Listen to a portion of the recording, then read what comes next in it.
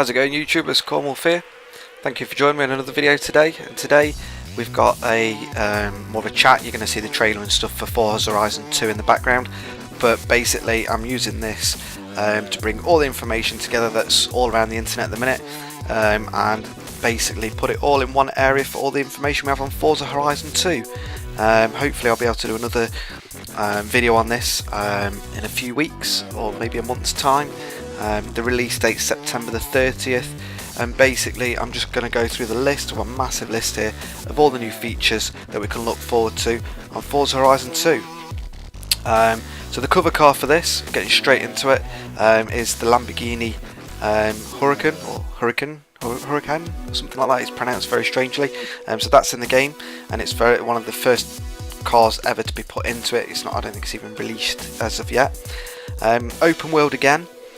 For this one, and it's set in southern Europe, so you're going to see the likes of Italy in Tuscany, France, and places like that. So it's southern Europe compared to where I am. So that is pretty cool. It's 3 times bigger than the original Forza Horizon, which was excellent, but it's 3 times bigger than that game. Now that game was pretty big. So with the power of the Xbox One, it is 3 times bigger. It's going to take you around 100 hours to complete the game. There's loads of little bits, as there was in the previous game, that you can do, challenges, and I believe there's ones where you can race aircraft and all that sort of stuff again. So you've got that in there. It is running at 1080p, which we know Forza like to do. Obviously this one's done by Playground Games as opposed to Turn 10, but they do share the technologies. So this one is running at 1080p on the Xbox One again, which is fantastic. It's only got a 12-player multiplayer, but within that multiplayer you're going to be able to do cross-country racing and things like that. So it is limited compared to what we're used to and probably what we would like.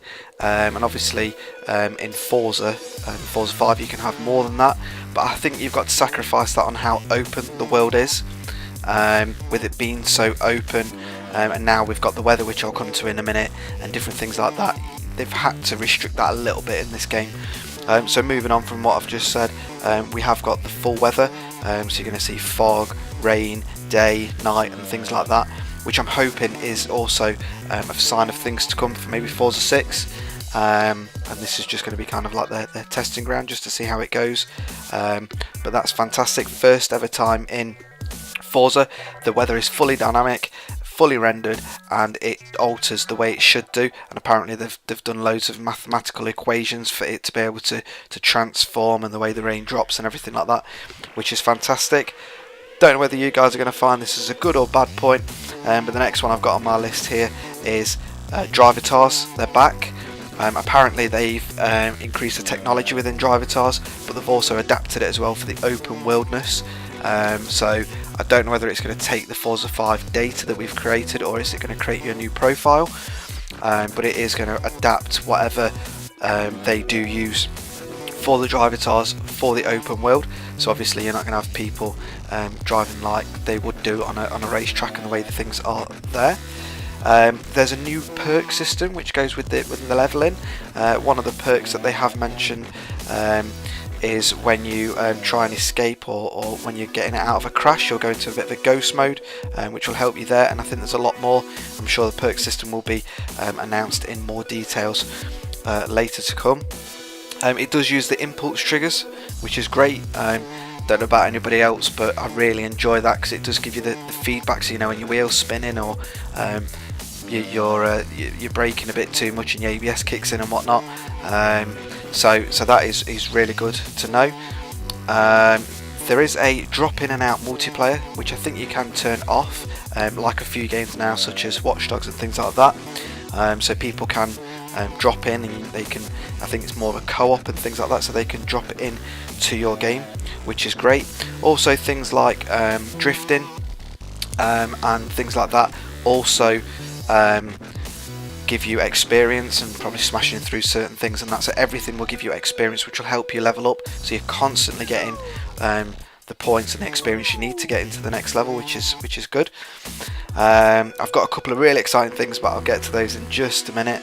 There's no microtransactions, I've been led to believe. Read it in a few places. To be honest, the Forza 5 microtransactions I didn't have a problem with. If someone wants to spend money and get the best car and drive that, then go for it. If you can handle it and tune it, then whatever. There was a lot of fuss kicked up about Forza 5 and the microtransactions. I don't find money that hard to come by. I didn't at the start and I still don't now. They've tweaked it. Other people might disagree with me, but you know, I didn't find it a problem. It's not as intrusive as it is in some games.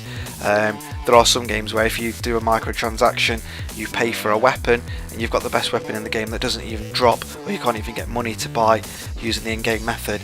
I digress slightly, but I don't find Forza that bad, to be honest with it. But leave me a comment below, let me know what you think. Car clubs are back, which is fantastic, something that you do miss in Forza 5. So we've got the car clubs that you can organise, and I know a few people already that are talking about hosting some car clubs, probably doing my own, more than likely Stellar Stig, Rock King and Moneyman, and everyone like that. We'll be doing car clubs, and the last little nugget of information I believe I've got here, second to last, sorry, tuning. We've finally got tuning in Forza Horizon, and it's going to be the way you will also tune in Forza 5. I think they've slightly changed it, so it may be slightly dumbed down compared to what it is in Forza 5, not quite as in depth, but we have got tuning in Forza Horizon, which is fantastic. It means people like me can tune the cars for you guys to drive. It's going to be interesting to see how you do tune those, because some of the races you can go off-roading with, and there are some pure off-road ones, so I can get my rally cars out, give them a blast on the off-road ones, but it'll be interesting to see how you can tune them to go on and off-road and how they handle, which is great. We'll see how we go there.